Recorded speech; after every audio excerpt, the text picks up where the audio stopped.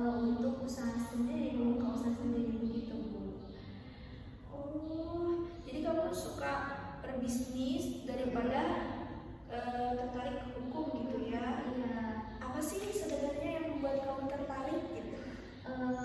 Tertarik ya karena saya suka dengan hal-hal yang untuk mencoba. Oh iya, kamu suka hal baru gitu ya? Iya, mencoba untuk membuat, misal saya berjualan ini, berbisnis ini, saya kan mau, misal saya berjualan mochi ya, bikin mochi, tapi saya tuh suka gitu ya, menguliknya, bahan-bahannya kayak gitu, suka gitu.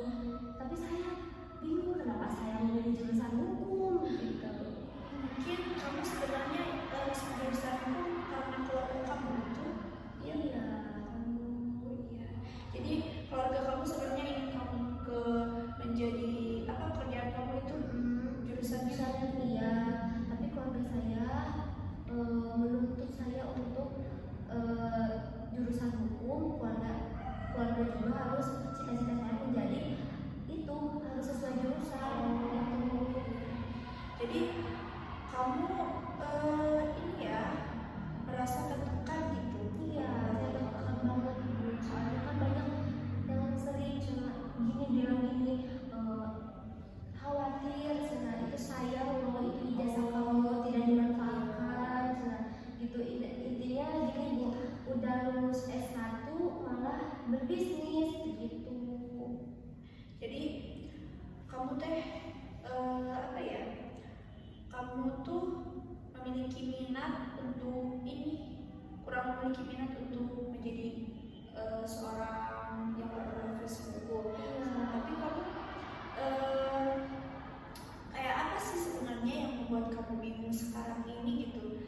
Apakah itu apa ya, tekanan dari keluarga atau dari diri kamu sendiri gitu? Kayak apa ya? Iya, apa sih yang membuat kamu bingung gitu? Kayak Bingungnya itu Ibu, bingungnya kan saya mau menjurusnya ke hal-hal berbisnis dan usaha gitu ya, supaya kan kalau usaha sendiri mah kan bisa menjadi itu penghasilan ekonomi saya gitu iya. gitu. Tapi kan kalau saya mencari pekerjaan sesuai jurusan saya susah gitu ya? Iya, susah, dan juga saya tidak berminat. Oh, iya, gak apa-apa sih, sebenarnya itu hal yang wajar. Nah, ketika keluarga kamu mengatakan hal yang kayak kamu harus sesuai jurusan kamu itu bekerja, apa yang kamu rasakan? Kamu merasa kayak bersalah atau? Saya merasa bersalah, tapi saya juga saat ketika ibu saya mengatakan sayang itu ijazah kamu tidak dimanfaatkan gitu kan, saya merasa bersalah banget. Padahal kan saya jurusan hukum, kenapa saya suka tentang apa ya, berbau berbisnis begitu. Iya, nah, jadi saat ini kamu berada pada situasi di mana kamu ingin mengikuti minat kamu, tetapi juga ingin memenuhi harapan keluarga gitu ya. Jadi kamu mungkin sulit untuk memilih keputusan. Nah, baik, terima kasih ya atas keterbukaan kamu. Dari cerita yang kamu sampaikan, saya memahami bahwa kamu sedang mengalami kebingungan dalam menentukan arah karir kamu, dan karena adanya perbedaan antara keinginan pribadi serta harapan dari keluarga kamu, itu mungkinnya penyebabnya. Iya Ibu. Oke, mungkin kita akan lanjut ke tahap berikutnya ya. Baik, tadi kamu merasa nyaman dan terbuka ya. Boleh saya lanjutkan?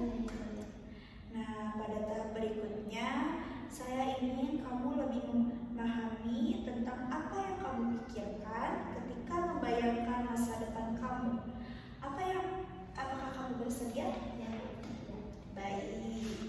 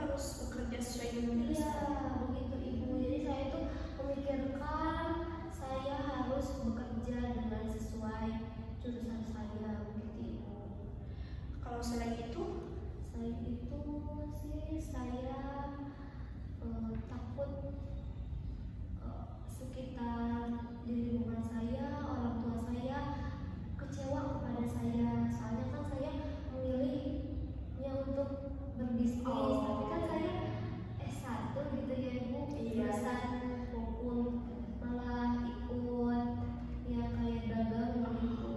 iya saya mengerti kok. Emang sih kebanyakan kayak anak muda sekarang ini ya mungkin mereka lebih mencari pekerjaan yang sesuai dengan minat mereka daripada apa yang daripada sesuai dengan jurusan ya. Itu gak apa-apa kok sebenarnya.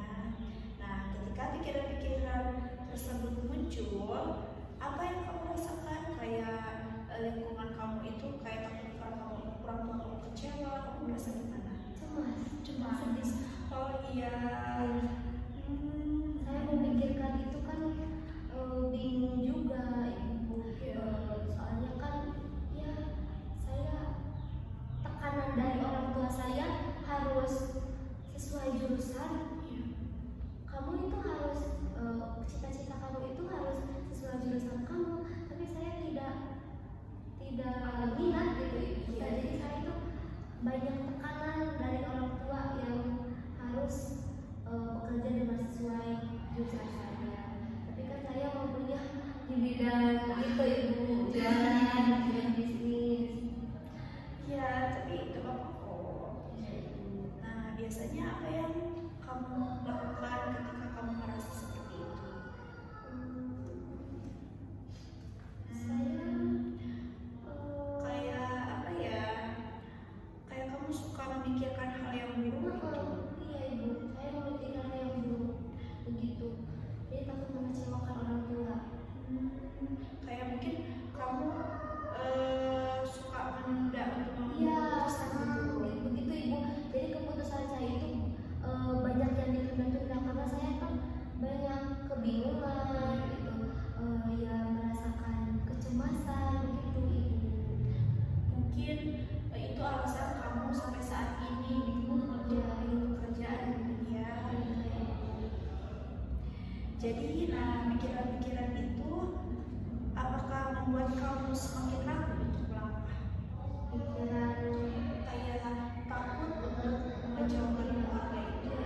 kalau sesuai jurusan kan saya itu ya bu dituntut untuk sesuai jurusannya. Saya ragu untuk melakukannya. Tapi kalau orang tua saya mendukung untuk berjualan, saya tidak. Berarti kamu membutuhkan apa ya, dukungan dari orang tua dan keluarga kamu juga ya. Mungkin baik. Mungkin tahapan ini cukup sekian, kita langsung masuk ke tahap berikutnya. Iya ibu. Mari kita bahas pikiran yang mengatakan bahwa kamu harus bekerja sesuai jurusan. Nah, menurut kamu, apakah semua lulusan perguruan tinggi bekerja sesuai jurusan mereka? Tidak juga. Apakah kamu mengenal orang yang berhasil meskipun pekerjaannya berbeda dari jurusan kuliahnya? Ya banyak. Iya, betul. Jika demikian, apakah bekerja tidak sesuai jurusan selalu berarti gagal? Kalau dipikir-pikir sih tidak juga. Nah, bagus. Nah, itu betul pikiran kamu ya. Berarti sekarang kita lihat bahwa pendidikan kamu itu gak sia-sia walaupun kamu jadi pengusaha. Nah, selama ini apa sih yang kamu pelajari ketika kuliah?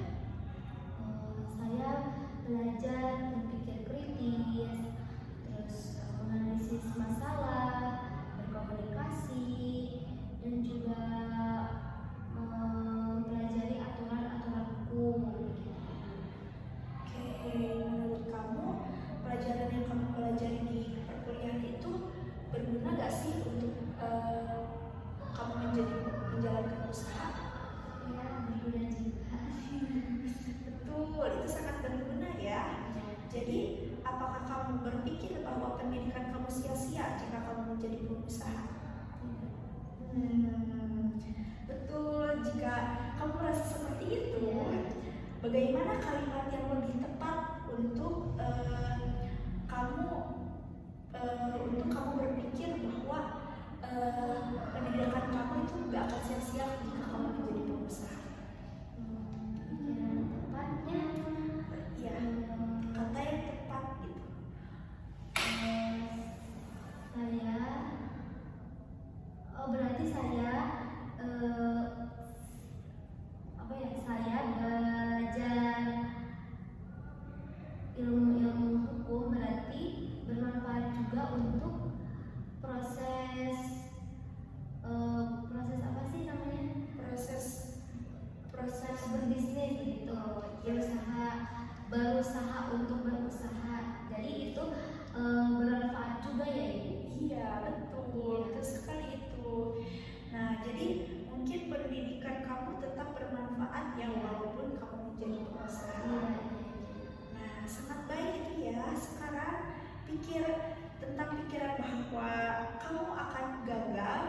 Apakah keberhasilan seseorang hanya ditentukan oleh pekerjaan yang mereka miliki? Nah, apakah jika kamu berhasil menjadi pengusaha, kamu dapat memberikan manfaat bagi orang lain, itu bisa dikatakan berhasil? Iya. Iya, betul.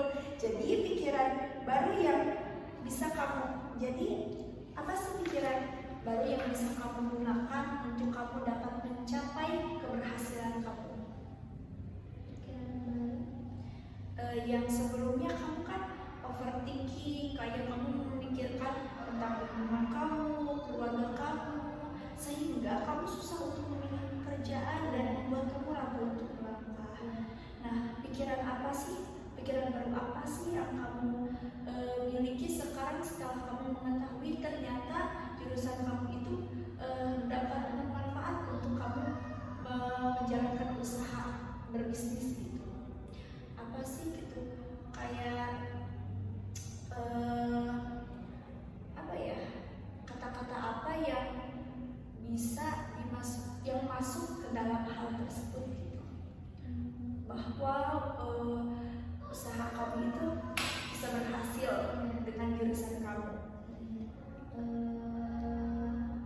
Mungkin kesuksesan dapat dicapai ya. Iya, kesuksesan dapat dicapai dengan berhasil, dan juga kalau saya emang sesuai dengan karir saya hukum gitu ya Bu, tapi saya bisa menyampingkan dengan hal yang ingin berbisnis begitu.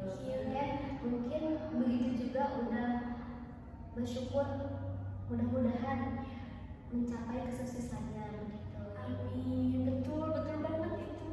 Karena ternyata apa ya, jurusan hukum dengan berbisnis itu ada keterkaitan ya.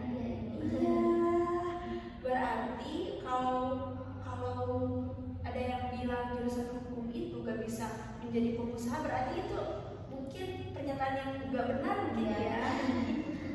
Nah, itu bisa menjadi kekuatan buat kamu. Nah, jika ada orang lain yang mungkin mengatakan bahwa jika kamu berbisnis itu kamu menyanyiakan ijazah kamu, itu tidak benar ya. Iya, kamu harus tetap berusaha. Siap. Nah, bagaimana perasaan kamu setelah melihat masalah dari sudut pandang tersebut, dari sudut pandang yang baru? Lebih terasa lega sih Ibu, nyaman gitu. Iya, bagus. Itu apa ya? Pencapaian yang sudah cukup baik ya untuk kamu, dan mungkin kamu bisa terus melanjutkan apa yang kamu pikirkan, apa yang kamu rasakan saat ini. Baik. Terima kasih Ibu. Ya, sama-sama. Kita langsung ke tahap selanjutnya ya. Baik, kita masuk ke tahap selanjutnya ya. Mungkin ini tahap penutup. Nah, setelah mengikuti proses konseling hari ini, apa yang kamu pelajari? Saya menyadari bahwa pikiran-pikiran kayak gitu itu mulai dari pikiran saya Ibu gitu. Pikiran-pikiran negatif itu, Iya. ketakutan kamu itu berawal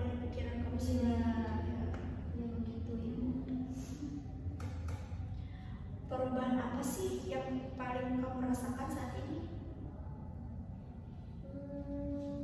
Perubahannya sih lumayan tenang, Mungkin ya kalau ya, ya. ya lega.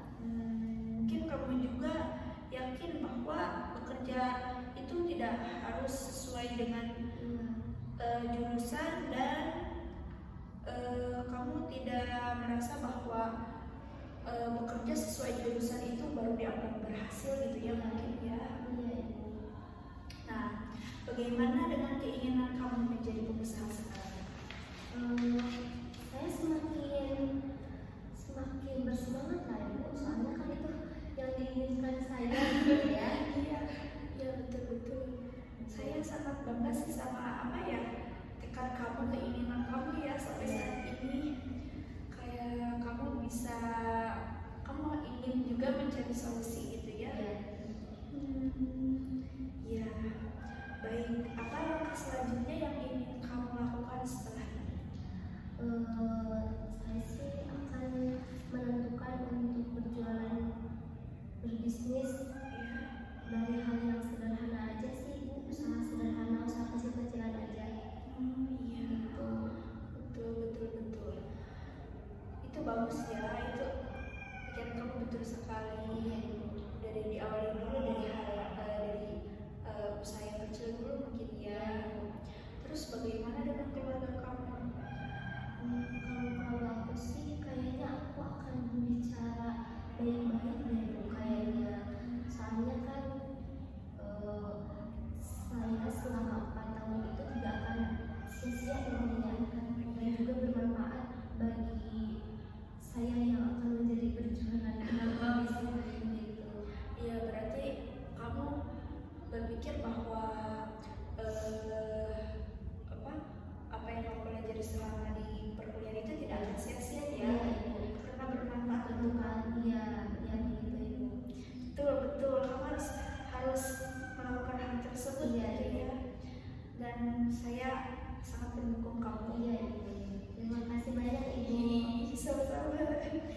Oke, saya sangat menghargai ya perkembangan yang kamu tunjukkan. Nah, saya melihat kamu sudah memiliki keyakinan yang lebih sehat dari sebelumnya ya. Dari kamu yang awalnya